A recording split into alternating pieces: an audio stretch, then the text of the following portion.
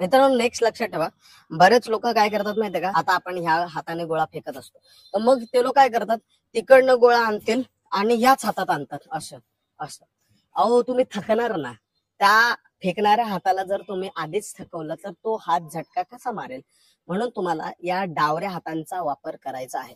म्हणजे गोळा आणायचं, गोळा न्यायचं, गोळ्याला सगळं काय करायचं, तो डाव्या हाताने, फक्त फेकायचं उजव्या हाताने. म्हणजे जसं तुमचं उजव्या हाताने फेकणं असेल तर त्या हाताने, डाव्या हाताने फेकणं असेल तर अपोजिट असं करायचं. ठीक आहे, तर तुम्हाला ही गोष्ट लक्षात ठेवायची आहे. मित्रांनो स्टेपिंग बद्दल पण बऱ्याच लोकांना गोंधळ आहे. तर बघा मी तुम्हाला अजून एक सांगतो, जे स्पीड मध्ये स्टेपिंग घेतात त्यांचा गोळा जास्त जाण्यामध्ये मदत होते. ठीक आहे, तर तुम्हाला काय करायचंय, हे तुम्ही अशा प्रकारे स्टेपिंग घेतात. बरेच लोक काय करतात, अशा प्रकारे गोळा फेकतात. असा गोळा फेकला तर कसं जाणार आहे मित्रांनो, असा गोळा फेकू नका. तुम्हाला स्टेपिंग काय करायचं, फुल फास्ट मध्ये घ्यायचं. उदाहरणार्थ तुम्ही अशा प्रकारे उभे राहू शकता. आता मला तरी अशीच सवय आहे, अशा प्रकारे उभे राहू शकता आणि बघा 1 2. तुमची स्टेपिंग इतकी फास्ट असली पाहिजे की त्या फास्ट मध्ये तुमचा हाताचा झटका पण फास्ट लागतो आणि गोळा 100% वाढतो. बघा छोट्या छोट्या गोष्टी आहेत, त्याच्यावर तुम्हाला काम करायचंय. ठीक आहे, काय झालं, हे असं ठेवलं, 1 2 3 अशा प्रकारे तुम्ही स्टेपिंग घ्या आणि बघा गोळा वाढणार आहे. ओके, बरेच लोक म्हणतात सर गोळा कसा पकडायचा. जसं मी माझ्या मागील व्हिडिओमध्ये तुम्हाला सांगितलेलं आहे की गोळा तुम्ही कसंही पकडा. बरेच लोक असं अख्ख्या हातामध्ये गोळा पकडतात. ओके, तसंही फेकता येते. बरेच लोक फक्त या नक्कल्सवर घेतात, तर असं देखील तुम्हाला जमते. मी तर सांगेन की तुम्ही अशा प्रकारे मागे 3 बोट आणि पुढे 2 बोट असं फेका, तुम्हाला पुश मिळण्यामध्ये जास्त मदत होते. बघा प्रत्येकाची चॉईस असते, तुम्हाला जसं जाईल तसं, परंतु गोळा फेकायचे अशा काही टिक्स आहेत. ओके, असं असं किंवा मग असं, किंवा अजून लोक तर अशा फक्त 2-3 बोटामध्ये फेकतात, फक्त असं. आणि काही काही लोक असे पण फेकतात बरं का, असं एकदम, काय माहिती त्यांना कसं काय पॉवर भेटते, पण फेकतात बाबा. अजून एक गंमतशीर गोष्ट सांगू का, बघा कोणाकोणाचं होते मला सांगा. काय होतं माहितीये का, आपण हा मधोमध सेंटर आहे गोळा फेकायचा, बरोबर, हा बरोबर सेंटर आहे. तुम्ही आता बघू शकता इकडे बरेचसे गोळा फेकलेले आहेत. बघा कुठे कुठे गोळा फेकलेले आहे, हे बघा, इथं इथं इथं. आणि तुम्हाला सांगतो ही भिंत नसती ना तर पार तिकडे पण गोळे फेकले असते. आणि तेच तेच बघा इकडे जादू बघा, हे बघा, हा भाग बघा कसा आहे, एकदम सपाट आहे, इकडे काहीच फेकलेलं नाहीये.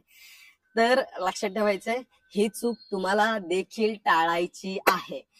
कारण काय होतं माहितीये का, आपल्याला बरेच लोक म्हणतात बरं का की मधोमध जो अंतर आहे तो लांब आहे, तू एक काम कर साईडला फेक. हे मिथ आहे, मिथ, चुकीचं आहे हे.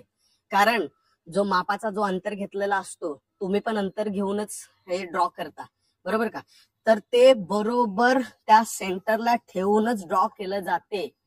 आलं का लक्षात. हे असं नाही की बाबा इथे बरोबर सेंटरला जास्त आहे हे कमी आहे, असं होतच नाही. ते एकच लेवल असते, कारण ते मापानेच बनवलेलं असते. म्हणून तुम्हाला अजून एक ट्रिक सांगतो, लक्षात ठेवायचं, हे मी फॉलो करायचं, मला याच्यातून रिझल्ट मिळायचा. तुम्ही काय करायचं, आपण जर टार्गेट इथे केला सेंटरला, तर आपला जो गोळा आहे तो 100% तिकडेच जाणार. आणि त्यामुळे बऱ्याचदा काय होतं, आपण गोळा जो समोर फेकायचा त्यापेक्षा जर साईडला फेकला ना तर तो गोळा थोडासा कमी होतो. पण तुम्हाला काय करायचंय, टार्गेट या साईडला करायचं. म्हणजे हे तुमचं उभं राहण्याची पद्धत आहे ना, तर तुम्ही असं न करता थोडस असं करा. बघा हे छोटस ट्रिक आहे, सगळ्यांनाच याचा फायदा होईल असं मला वाटत नाही, परंतु मला फायदा झालेला, एकदा करून बघायला काही हरकत नाही. मला असं वाटते की तुम्हाला देखील फायदा होईल. तर तुम्ही काय करा, टार्गेट या साईडला करा, या साईडला करा. तुम्ही ऑटोमॅटिकली बघा गोळा इकडे फेकणार आणि आउट ऑफच फेकणार. म्हणजे जे इथे इथे एवढ्या एवढ्या भागात फेकतात ते आउट ऑफच फेकतील, आणि जे इकडे वगैरे फेकतात एवढं एवढं तरी वाढेल किंवा एवढं तरी वाढेल, पण वाढेल. ओके, तर हे करून बघा.